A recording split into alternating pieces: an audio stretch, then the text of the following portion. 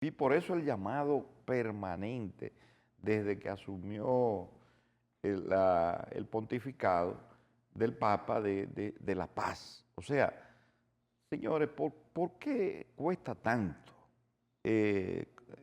trabajar el tema de la paz? Mira, Es porque el negocio, es el negocio el que domina el tema de la guerra a nivel mundial. sin duda alguna que hay industrias que viven de eso, como las que construyen ataúdes. Si la gente no se muere, tienen problemas. Pero mira, la situación es tan tétrica que hasta Donald Trump aparenta como que se aleja un poquito de Netanyahu. Él tuvo una negociación a imagen de Israel con Hamas para liberar un rehén norteamericano. Y Y está sacando fuerza. hay un gesto que debemos aplaudir y es el gesto de China. China se apareció con un avión gigante Aterrizó en el Líbano. en el cielo de Gaza, distribuyendo, lanzando alimentos Por encima de las y objeciones de Israel. medicina por encima de las objeciones de Israel.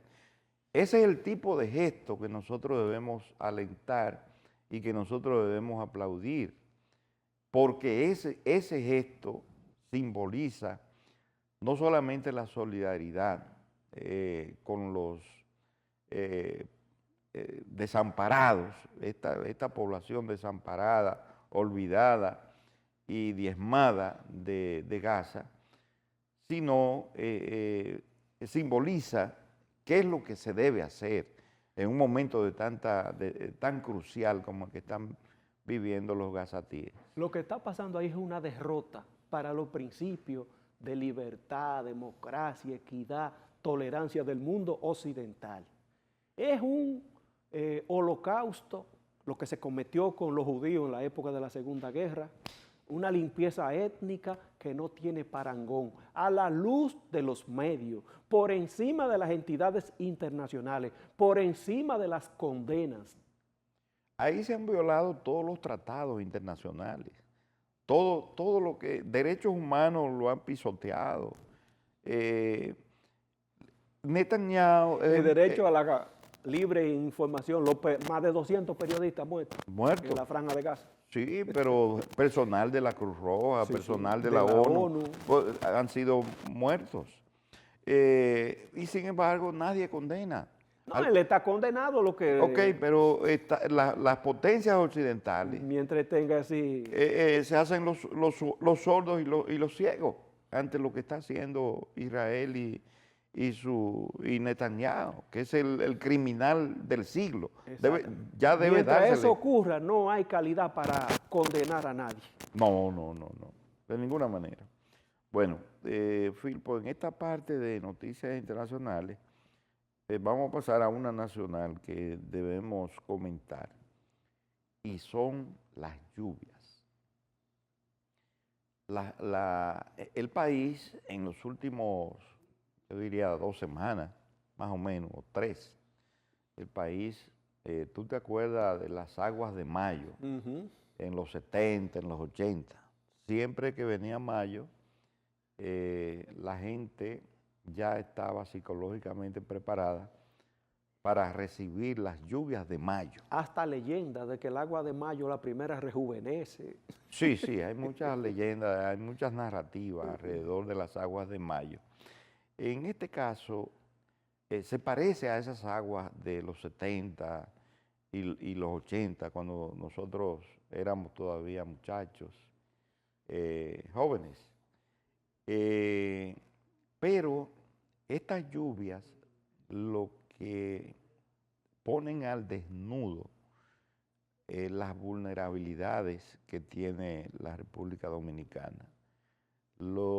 Primero, por un lado, tú tienes el caso de Puerto Plata, donde el régimen de lluvias de esa provincia ha cambiado en los últimos 3 o 4 años.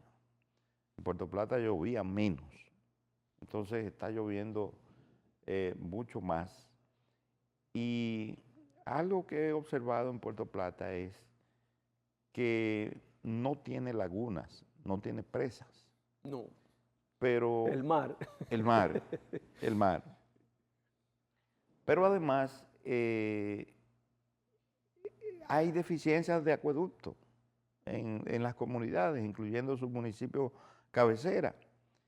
Entonces te dice a ti la necesidad de que el gobierno, basado en un plan de ordenamiento territorial que se está formulando, cambie el perfil de esa provincia con buenos acueductos, con buenas presas, con buenas canalizaciones de los ríos y arroyos que se desbordan, de acuerdo a las imágenes que hemos visto, de manera que arrasan con todo lo que tienen por delante lo arrasan. Solamente para poner el ejemplo de Puerto Plata, que lo he estado siguiendo en los últimos tiempos.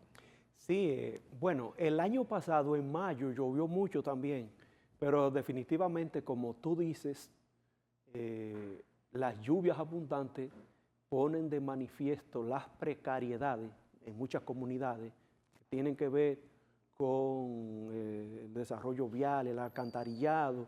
También esto sirve para seguir profundizando la desertificación de los suelos en lugares que han sido deforestados, porque las plantas constituyen un amortiguador natural de la lluvia y de retención de los suelos. Y donde no hay planta, pues todo se va. Y hay a veces río de lodo. Decía un expresidente que las lluvias son el mejor ministro de Agricultura, pero las lluvias también en demasía pueden generar catástrofes. Y el pasado viernes el COE advertía que la presa de Tavera estaba en su tope máximo y que tendrían que liberar. 325. Tendrían que, creo que hasta 327 la cuota, que La después cota. de ahí hay que aflojar agua. Y ya recordamos que en el año 2007 hubo una riada generada por el agua que soltaron de la presa que generó muchos daños. Entonces, de cara al cambio climático y al régimen de lluvia, los mecanismos de mitigación de desastres, de prevención de fenómenos, deben estar más alerta y la gente hacer más conciencia. No es posible que se siga también por ahí arriesgando la vida, lanzándose a cruzar cañadas y ríos en vehículos. En Tireo murió una persona ayer de unos que fueron arrastrados en un carro. Sí, sí. Pero pongamos un orden, Firpo, de prelación, de qué es lo que hay que hacer. Lo primero, hay que seguir implementando la ley de los planes Ordenamiento de territorial. ordenamiento territorial. Lo primero que hay que hacer es Sí. los planes de ordenamiento. Precisamente se va a someter al Congreso la ley del Plan Nacional de Ordenamiento Territorial. Y se vienen haciendo los estudios en determinados municipios de ordenamiento territorial. Eso es lo primero.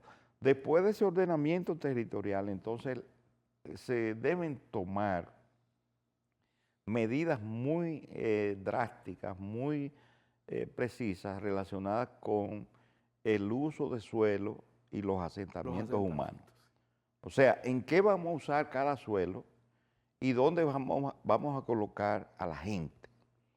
Porque todavía hay muchísima gente haciendo pequeñas poblaciones o barrios marginados en las orillas Mire, de ríos y el arroyos. trabajo que se ha estado haciendo con el arroyo de Gurabo, el río, que hay reticencias todavía a sabiendas del programa de dignificación que implica eso. Exactamente. Y el costo ambiental que eso tiene. Y lo otro es trabajar el tema ya en las áreas urbanas, que son más del 80% ya del territorio nacional, la población que vive en áreas urbanas, el tema del desagüe pluvial, es decir, del agua que cae del cielo.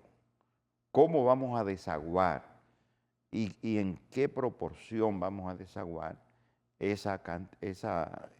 porque hay una proporción de agua Cuando tú ves la calle llena, que es un río, llena de agua, entonces eso quiere decir que el sistema de drenaje no funciona.